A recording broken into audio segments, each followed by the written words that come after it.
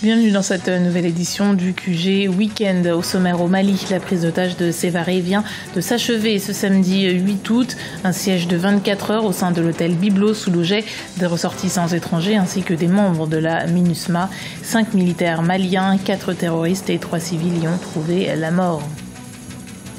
Les violences se poursuivent au Burundi et ce depuis l'élection du président Pierre Nkurunziza. La population se plaint d'exactions commises par des membres de la police ou des milices. La police de son côté dit traquer les insurgés.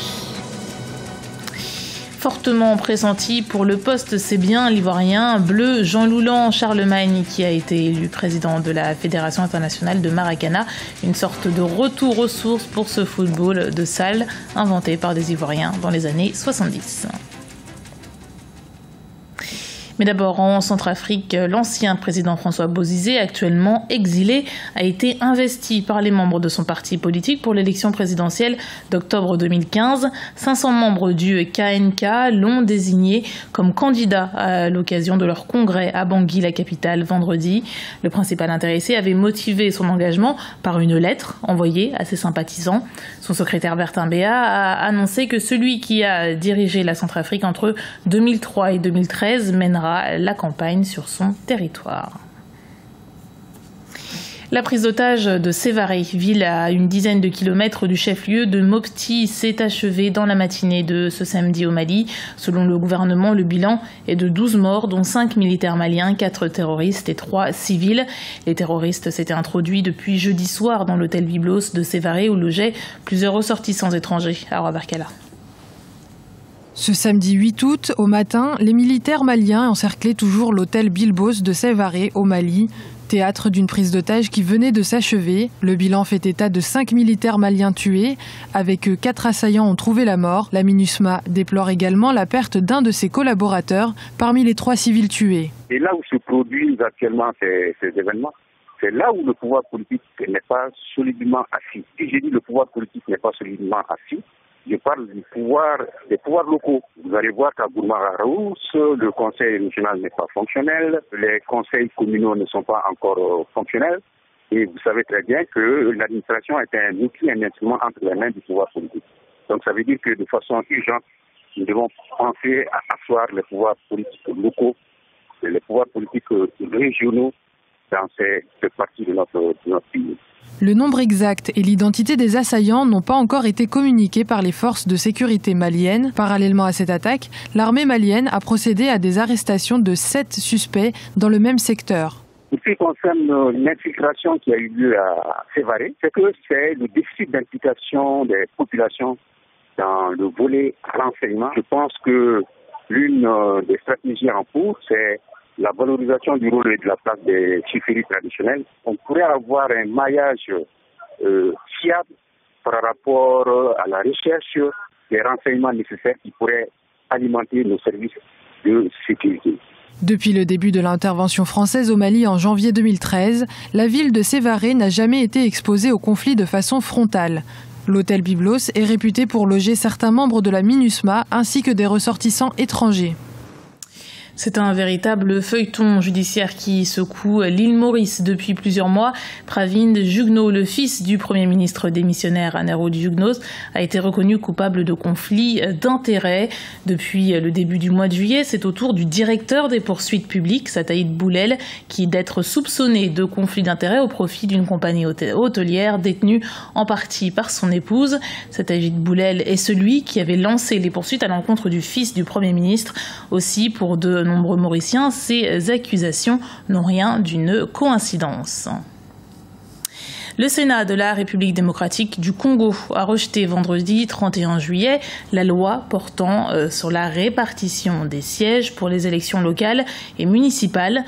Le texte présenté comme annexe à la loi électorale n'a pas été adopté car le nombre de votes était insuffisant. Sur les 108 membres qui composent le Sénat, seuls 62 membres y avaient pris part. Lizel Kizimana. La loi portant sur la répartition des sièges aux élections locales et municipales, rejetée par le Sénat de la République démocratique du Congo. Le vote a eu lieu vendredi 31 juillet 2015. Sur 108 membres qui composent le Sénat, 48 sénateurs ont voté oui, 1 a voté non, tandis que 13 se sont abstenus. Ce texte présenté comme annexe à la loi électorale n'a donc pas été adopté par défaut de quorum de vote. Ma lecture, c'est que la loi actuelle, la loi qu'on venait de voter au Parlement, pêche par manque de réalisme et par précipitation. Pourquoi n'a-t-elle pas été appliquée de sitôt? C'est la question que je me pose aussi. Ça fait bientôt pratiquement 8 ans que la Constitution est en vigueur. Il fallait que le gouvernement prépare l'installation de provinces de manière à ce qu'elle fasse graduellement comme cela a été prescrit au moment de l'adoption de la Constitution. Pour l'opposition, cette loi sur la répartition des sièges aux prochaines élections locales et municipales risque non seulement de coûter très cher au pays, mais également de créer des divisions ethniques et territoriales. Opposition et majorité s'accordent à dire que le pays risque de se retrouver dans une impasse. Je crois que tout le monde est d'accord sur des points suivants, des points que je considère intangibles. Premièrement, la décentralisation et l'autonomisation des provinces est une option irréversible.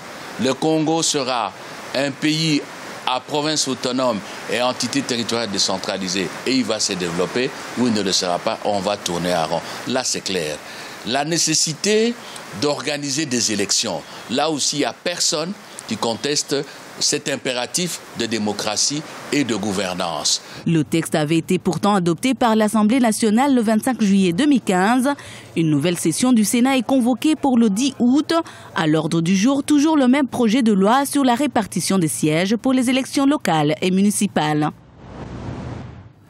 Depuis la réélection du président Pierre Nkurunziza, le Burundi continue de faire face à des violences. Dans la nuit du 5 au 6 août, 4 personnes ont été tuées à Bujumbura, la capitale. La police dit traquer les insurgés, alors que la population se plaint d'abus et de tortures commis par la police. Liselcia Kizimana. Le Burundi face à une flambée de violences meurtrières. Depuis l'annonce de la candidature du président Pierre Nkurunziza en avril, puis sa réélection le 21 juillet 2015, le pays ne cesse d'enregistrer des morts. Dans la nuit de mercredi 5 au jeudi 6 août, 4 personnes ont été tuées à Bujumbura, la capitale burundaise. La population dénonce des bavures de la police ou des milices Imbonerakure en tenue policière. On a des rapports des Nations Unies, on a des rapports internes qui parlent de la présence de milices et d'Imbonerakure, c'est avéré. Et on a parlé d'armement de ces milices-là. Donc déjà, il y avait une présence d'armes d'un groupe de gens, en tout cas, qui étaient proches du pouvoir et de la police. Et la crainte était qu'on ait une police privée, parallèle, qui est en uniforme d'État. Et aujourd'hui, le phénomène est qu'on a l'impression que la population aussi s'est mise à se protéger, puisque je ne sais plus si les policiers sont des vrais policiers ou si c'est des miliciens qui appartiennent au parti au pouvoir. La police nationale se défend et affirme faire son travail avec professionnalisme, malgré les heurts qui conduisent parfois à des violences meurtrières.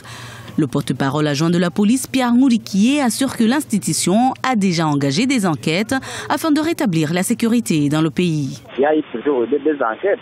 Nous avons des cas de policiers qui ont été appréhendés. Nous avons des dossiers en cours côté police, comme nous avons également des personnes qui ont été appréhendées au côté des objets et des objets qui ont été saisis, des armes qui ont été saisies de leur côté et des dossiers judiciaires qui sont en cours maintenant. Le 2 août, le général Adolphe Nshimirimana, homme fort du système sécuritaire burundais, a été assassiné.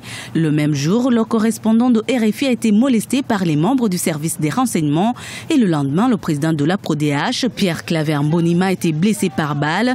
Une situation qui inquiète de plus en plus la population burundaise et la communauté internationale.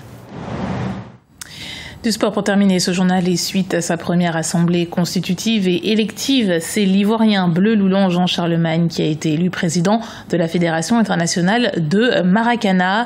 L'élection s'est déroulée ce mercredi 5 août au Togo, pays qui abrite les 7 et 8 août la Coupe d'Afrique des Nations de cette discipline. Deogracias Podo.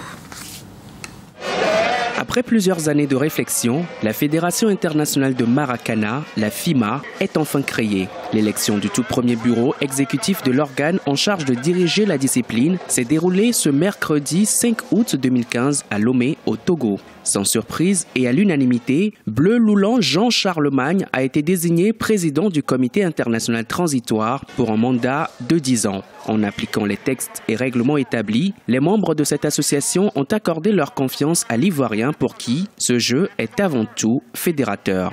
À l'époque, quand ça se créait, nous étions encore au cours primaire pour certains. Donc pour nous, aujourd'hui, c'est que quand nous finissons dans une région donnée, une région où toutes les disciplines ne sont pas pratiquées au niveau des compétitions, mais le Maracana est pratiqué. Nous avons organisé constamment depuis 2011 des compétitions nationales. Et donc ça permet à ceux du sud d'aller vers l'ouest, à ceux du nord d'aller vers l'ouest et dire aux gens de Diokwe, par exemple, pour ne citer que cette ville-là, que vous comptez pour la Côte d'Ivoire. La Fédération internationale de Maracana, nouvellement créée, ne compte pas encore beaucoup de membres. Il s'agira désormais de procéder à une opération séduction pour agrandir le cercle des actuels membres que sont le Bénin, le Burkina Faso, le Canada, la Côte d'Ivoire, la France, le Guatemala, le Mali, le Maroc, le Niger et le Togo.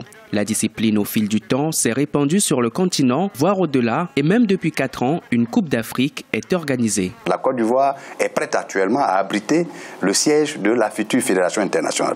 Nous avons voulu, au départ en 2012, commencer par une confédération. Et les autres pays nous ont demandé de faire un peu comme la FIFA en 1904, les 7 et 8. Il y aura donc la Coupe d'Afrique de Maracana qui sera à sa 4e édition. Le trophée senior est détenu par la Côte d'Ivoire et le trophée vétéran est détenu par le Bénin. Entendez par senior la catégorie qui part de 35 ans et plus et par vétéran celle qui part de 45 ans et plus. Inventé par des jeunes Ivoiriens dans les années 70 qui se sont inspirés du jeu dans les favelas de Rio de Janeiro au Brésil, le Maracana est un jeu de moyenne surface. Chaque équipe est constituée de 6 joueurs et de 4 remplaçants. Les remplacements par contre se font comme au basketball. Un joueur peut retourner dans le jeu autant de fois qu'il le désire. C'était le journal de la rédaction. Merci de l'avoir suivi. Retrouvez dans un instant une nouvelle édition du QG Week-end sur Africa 24.